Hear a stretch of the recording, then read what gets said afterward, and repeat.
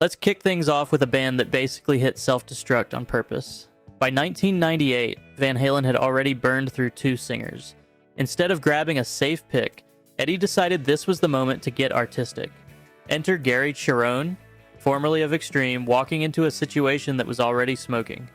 The result was Van Halen III, a record packed with sprawling 7-minute songs, moody atmospherics, and roughly 0 of the party rock hooks that made the band famous in the first place.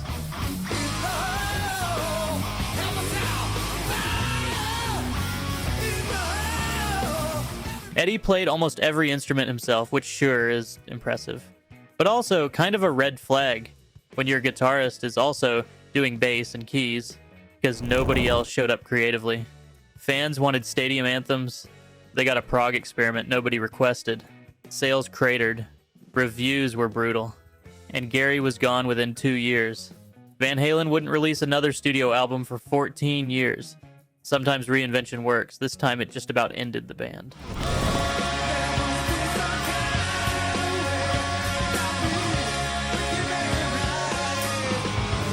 When I'm looking down on you, I feel like I know what my life is. Neil Young has never exactly played by the rules, but even his most loyal fans were baffled in 1982 when he showed up with vocoders, robotic vocals, and a wall of synthesizers on trans.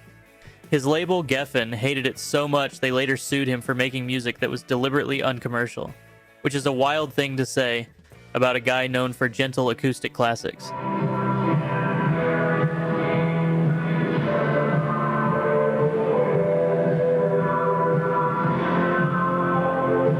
Critics piled on, longtime fans felt abandoned, and for years trans was treated as the moment Neil completely lost the plot. Here's the twist, though. Decades later, Young revealed the real reason behind those robotic vocals. His son Ben has cerebral palsy and struggled to communicate, and Neil was trying in his own strange way to process that through the vocoder itself. Suddenly, an album that sounded like a joke became one of the most personal things he ever made. Weird how that works. Sometimes the record everyone mocks is the one that meant the most. Never seems to get old. It's better than silver and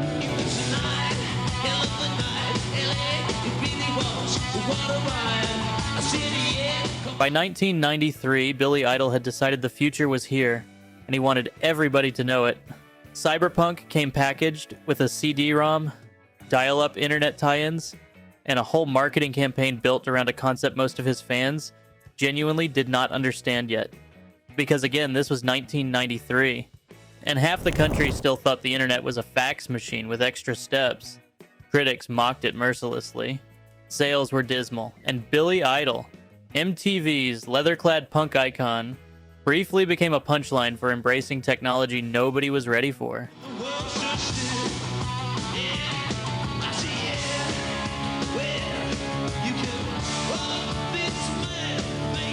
The thing is, Cyberpunk basically predicted the entire aesthetic of the internet age about 15 years early.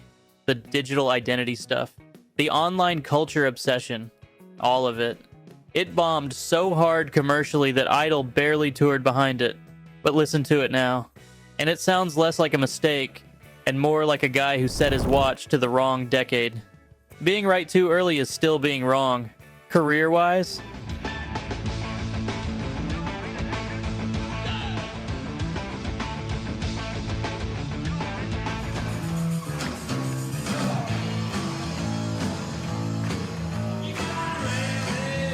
Queen fans in 1982 wanted stadium-shaking rock anthems.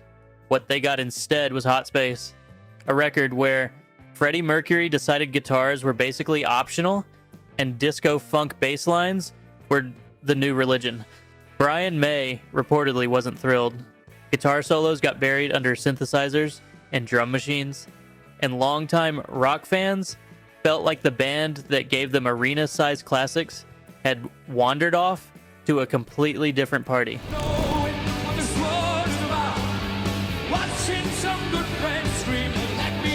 The The backlash was immediate and loud, especially in America, where rock radio essentially blacklisted the record.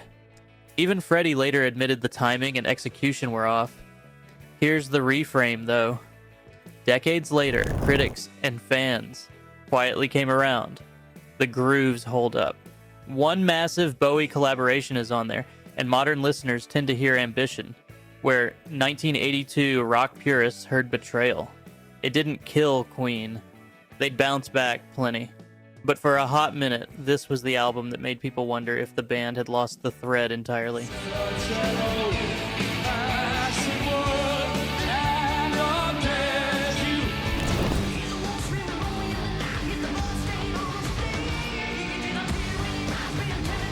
By 1997, Vince Neil was back in Mötley Crüe, and fans figured that meant a triumphant return to the sleazy, hair-sprayed chaos that made the band famous.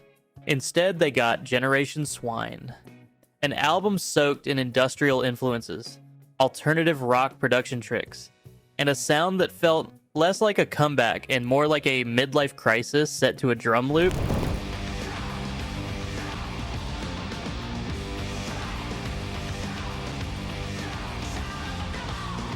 The timing didn't help either. Grunge and alt-rock had already buried hair metal, and here was Crüe trying to chase a trend that was already fading itself. Reviews were rough. Longtime fans felt genuinely confused, and the record undersold badly compared to their 80s peak. Nikki Sixx has since been fairly candid that the band was creatively lost during this period, chasing relevance instead of just being Mötley Crüe. It didn't end the band, obviously, very little does, but it's remembered as the moment the Crüe forgot what made the Crüe work in the first place. Reinvention has limits.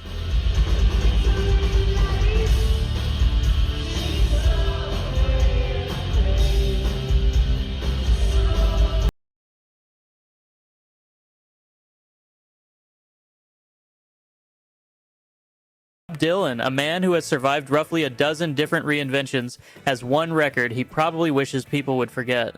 Self-Portrait, released in 1970, was a sprawling double album of covers, live tracks, and oddities that felt less like a bold artistic statement and more like Dylan actively trying to shake off fans who turned him into a spokesman he never asked to be. Critics were merciless. One legendary review opened with a question so blunt it's still quoted over 50 years later, essentially asking what on earth this record even was.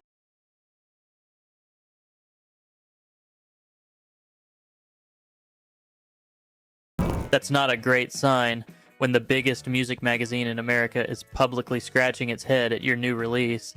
Dylan later admitted in his own roundabout way that confusing people was sort of the point. Whether that's genius or just a really good excuse is still up for debate. Either way, Self-Portrait remains the album even die-hard Dylanologists approach with.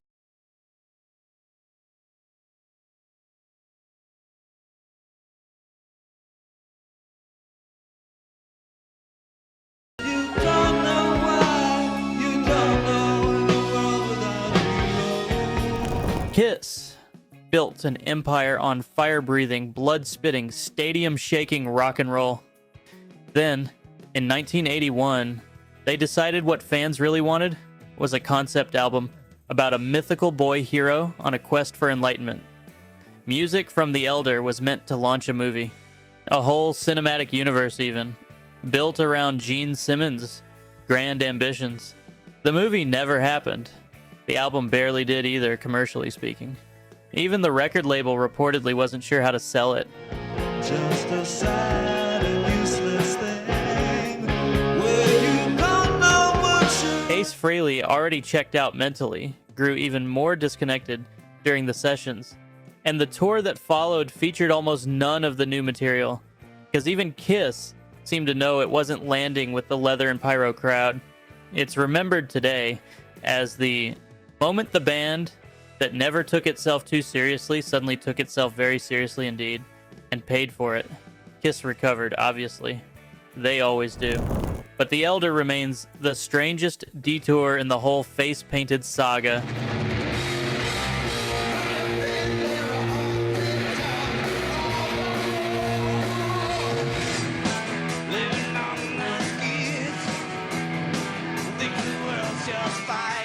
Dave Mustaine has never been shy about ambition. And in 1999, that ambition went somewhere nobody expected. With Risk, Megadeth traded thrash metal aggression for radio-friendly rock hooks, cleaner production, and a sound clearly aimed at commercial airplay rather than the mosh pit. Mustaine has since been refreshingly honest about the goal, admitting the whole point was chasing the kind of mainstream success Metallica was enjoying at the time. It did not work out that way. Longtime fans felt outright betrayed, critics were unkind, and the record is still regularly ranked among the worst albums Megadeth ever released.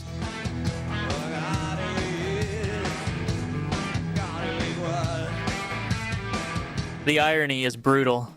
Metallica themselves were about to release their own controversial detour a few years later, meaning both thrash titans essentially face-planted trying to reinvent themselves within the same decade. Mustaine eventually distanced himself from Risk entirely, calling it a mistake he'd rather not repeat.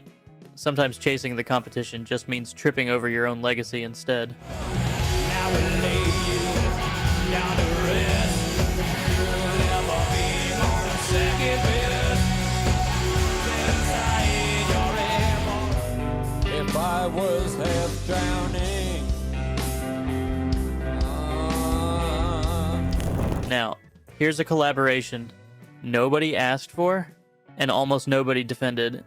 In 2011, Lou Reed and Metallica teamed up for Lulu, a sprawling, spoken-word heavy concept album based on early 20th century German plays, because apparently that's what happens when a thrash metal band and an avant-garde rock legend get together and nobody says no.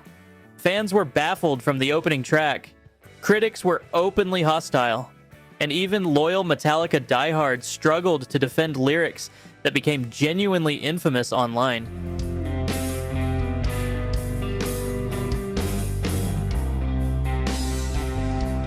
The window broke the silence of the matches. The reception was so uniformly brutal that Lulu is routinely ranked among the worst reviewed albums either artist ever put their name on, which is saying something for two acts with seriously long careers. Lou Reed, characteristically, didn't seem to care much what anyone thought. Metallica, to their credit, has mostly just moved on without dwelling on it too hard. It's less an album people revisit and more a cautionary tale about what happens when ambition outruns everyone's better judgment simultaneously. Actively despising you. I am the roots. I am the progress.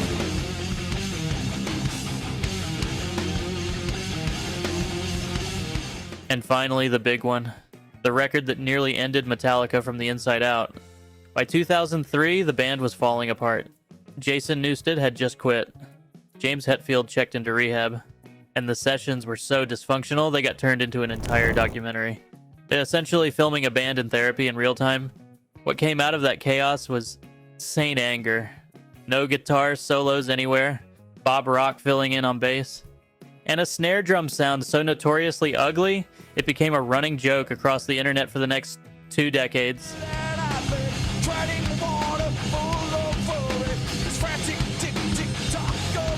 Fans were confused, critics were unkind, and even some band members have since admitted the production choices didn't exactly age gracefully. But here's the reframe. Saint Anger wasn't really about the music. Not entirely.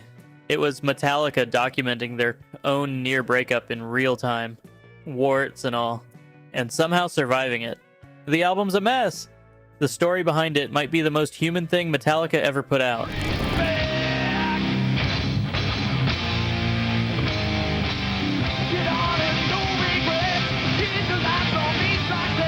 So there you have it. 10 albums that took legendary careers and nearly drove them straight into a ditch. Some of these were genuine disasters. Others decades later turned out to be way better than anyone gave them credit for at the time. Funny how that works. What do you think? Did I get the order right, or is there a career nearly ending flop I completely missed? Drop it in the comments. I read every single one. And if classic rock runs through your veins like it does mine, hit subscribe, and let's keep digging into the stories behind the music. But I get no offers. just to come on from the horse on 7th. Just a sad and useless thing. Where you don't know.